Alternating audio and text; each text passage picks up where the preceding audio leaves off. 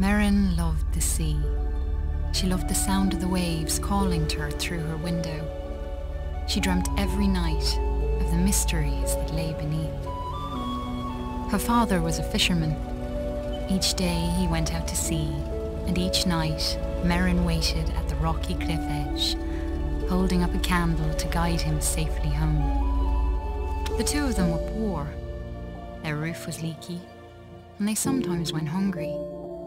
But as long as they had each other, Merrin knew they would be okay. At night, her father sang her songs about his great adventures. He sang of giant leviathan serpents, haunted caves, and a lost city of gold beneath the sea. Merrin knew the stories weren't real, but she loved to listen to them. She drifted off to sleep, imagining the wonders of the world below. And her life continued that way, simply and happily, until one night, her father didn't return. Merrin held up her candle at the cliff's edge all through the night, staring out at the empty sea. She shivered in the cold wind as she watched for him all the next day.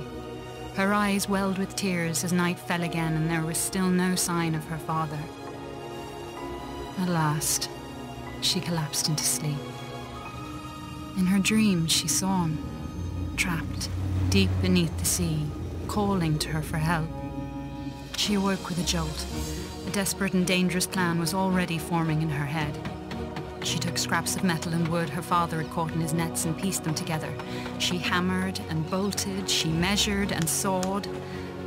And before the sun had set, she had built a tiny, rickety submarine. With trembling hands, she squeezed inside and dove down beneath the waves to search for her father.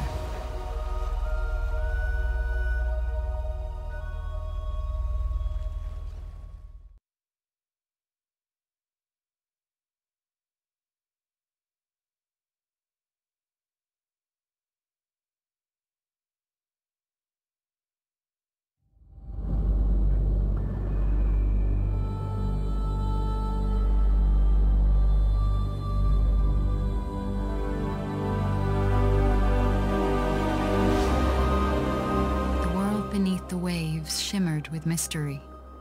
Glow kelp bulbs lit up around her as she passed by. Merrin spotted some odd-looking old coins. Maybe her father would know where they were from.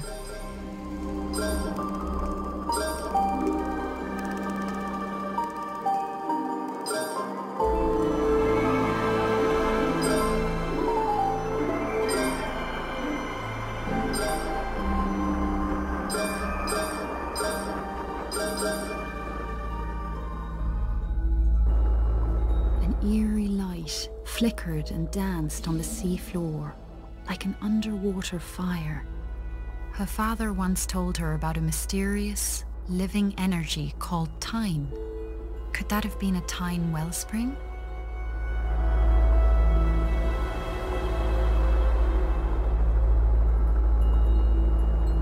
A seahorse made of clockwork gears darted out of the way as Merrin approached.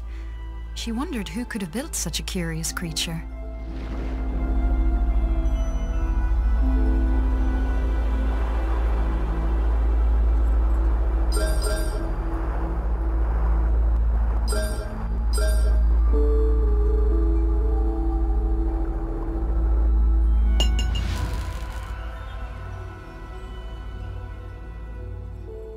Merrin approached a glowing scrap of metal and pulled it inside. It was claw-shaped and had a strong magnetic pull. She took out her tools and attached it to a firing mechanism on her steering column.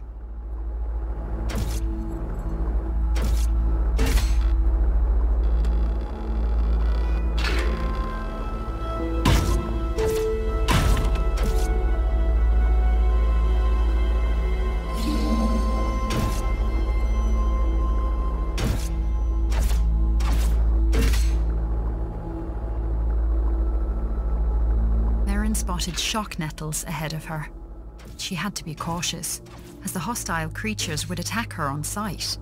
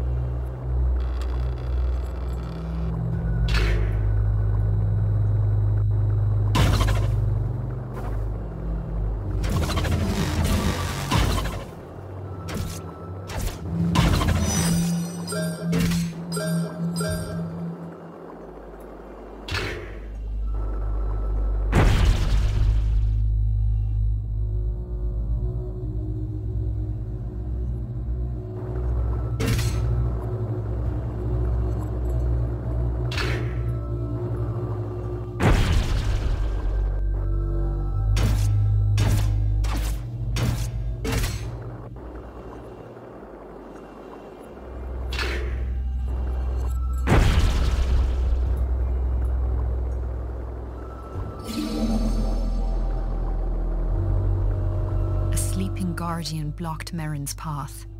She knew it all too well from her father's stories, and she knew it must never be woken.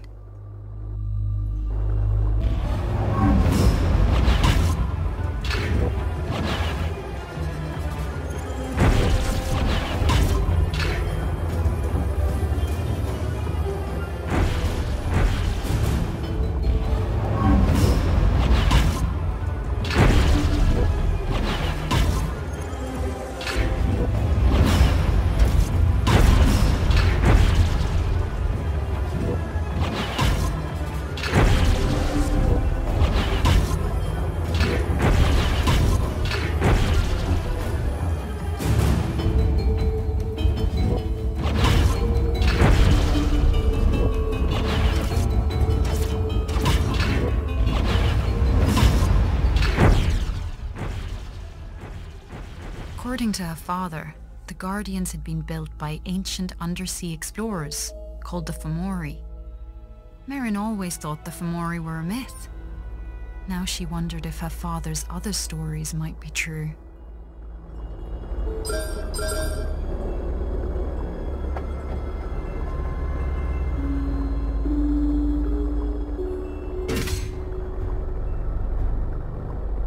The old statue reminded her of her father's lullabies about the brave and beautiful Merrows.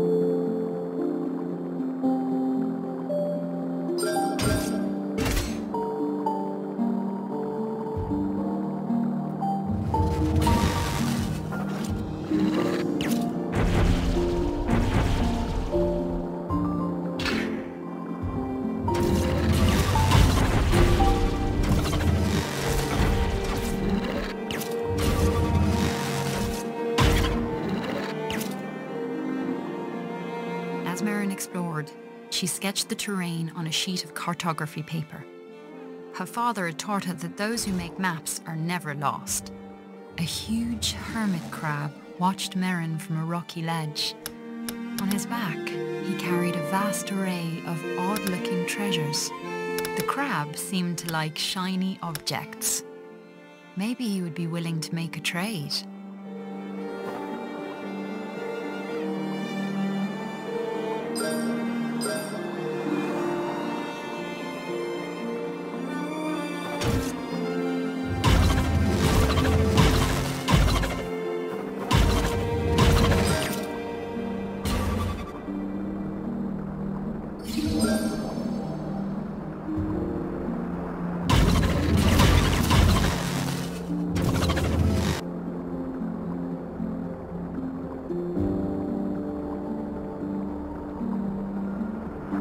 The powerful current was too strong to cross. Merrin's submarine would need greater thrust before it could go back.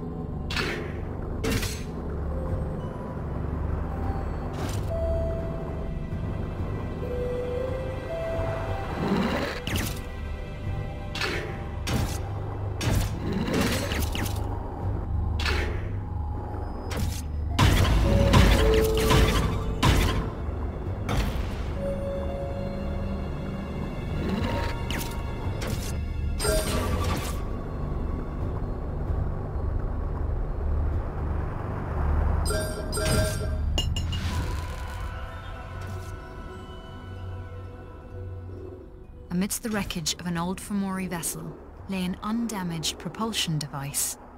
Merrin bolted it onto the back of her submarine, eager to test out its effects on her lightweight craft.